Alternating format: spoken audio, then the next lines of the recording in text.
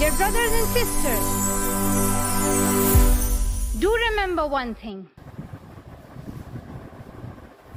Hello friends, आप सबका स्वागत है हमारे चैनल हिट फिट अहलावत में।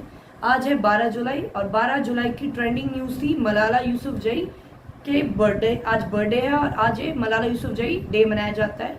यूएन ने 2013 में मलाला, तब से ये डे मनाया जाता है। मैं आपको बताना चाहूँगी मलाला यूसुफजई है कौन। मलाला यूसुफजई एक पाकिस्तानी लड़की हैं जो 1997 में पाकिस्तान के खैबर पख्तूनख्वा के स्वात घाटी में पैदा हुई थी और उस 2012 में 9 अक्टूबर 2012 को उनके ऊपर तालिबान आतंकवादियों ने हमला करा था, जिसमें उनके सिर पे जो गोली लगी थी उससे वो काफ़ी सीरियस हो गई थी। और जब वो ठीक होके आई तो 2013 में उनको नोबल शांति पुरस्कार के लिए नॉमिनेट किया गया था और 2014 में उन्हें नोबल शांति पुरस्कार मिला। इसके बाद ही वो लाइमलाइट में लोगों को उनके बारे में पता लगा।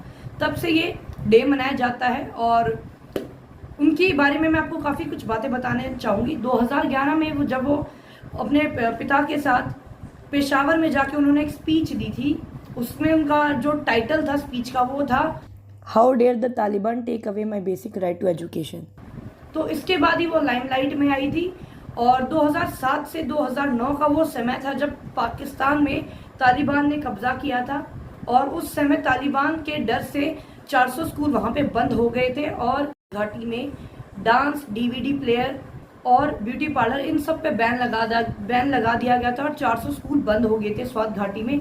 इसी वजह से जब 2011 में उन्होंने वो स्पीच दी थी, उससे खफा होकर तालिबान आतंकवादियों ने 2012 में उनके ऊपर आतंकवादी हमला करा था। ये जो आतंकवादी हमला हुआ था वो उनकी स्कूल बस वैन में ही हुआ था। जब वो स्कूल वैन से वापस घर लौट रही थी, दोपहर का समय था, 9 अक्टूबर 2012 को ये हमला हुआ और जब आतंकवादी सवार हो गए तो उन्होंने सिर्फ नाम सुना था, वो भी उसको पहचानते नहीं थे।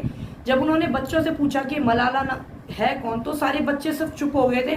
उन्होंने सिर्फ इशारे में ही बता दिया था कि मलाला कौन है। इसके बाद उनको गोली मारी गई थी और जब वो सीरियस हुई तो ब्रिटेन के एलिजाबेथ हॉस्पिटल में उनका ट्रीटमेंट हुआ और उसके बाद वो सही सलामत आई थी।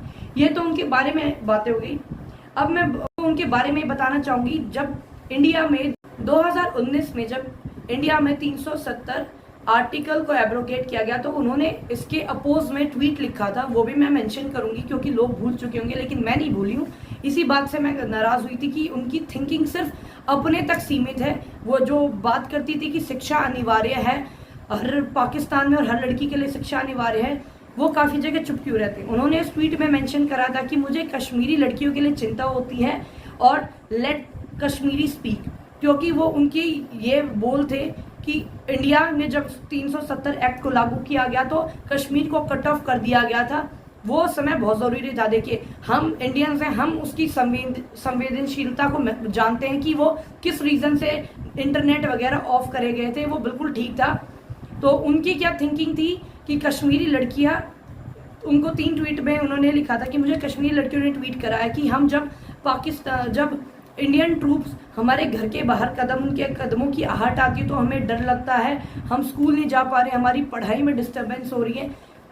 आप इस तरह की बातें करते, लेकिन आप इस तरह की बातें नहीं करते कि जो ये आतंकवादी हैं, ये आपको सिर्फ पढ़ाई की बोल आप तब से राग गाए जा रही हैं, आप इसके बारे में बात नहीं करते। उन्होंने हमारे देश में शांति को भंग कर रखा, आए दिन आतंकवादी हमले होते रहते हैं, उसके बारे में उन्होंने कभी आवाज़ नहीं उठाई।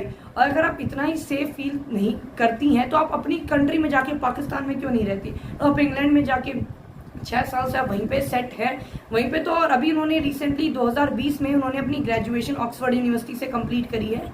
तो अगर आप एक बात पे आदमी को खड़े रहना चाहिए। अगर आप ये बात करते हैं ना कि हमें लड़कियों की शिक्षा अनिवार्य होनी चाहिए, हर जगह उन्हें इक्वल ट्रीट किया जाए, तो जब पाकिस्तान में जो बलूचिस्तान एरिया है, जो वहाँ की मुस्लिम्स, आप उनकी कम्युनिटी की, उनकी लड़कियों के बारे में जो उनके ऊपर अत्याचार होते हैं, उनकी पढ़ाई के रिगार्डिंग आप कोई भी बात नहीं करती। और चाइना में जो उइगर जो कम्युनिटी है, जो मुस्लिम कम्युनिटी है, उसके बारे में आप कुछ नहीं बोलती कि उनके ऊपर कितने इनह्यूमन अत्याचार किए जा रहे हैं। तो आप वहाँ की लड़कियों के बारे में भी तो आवाज़ उठाइए।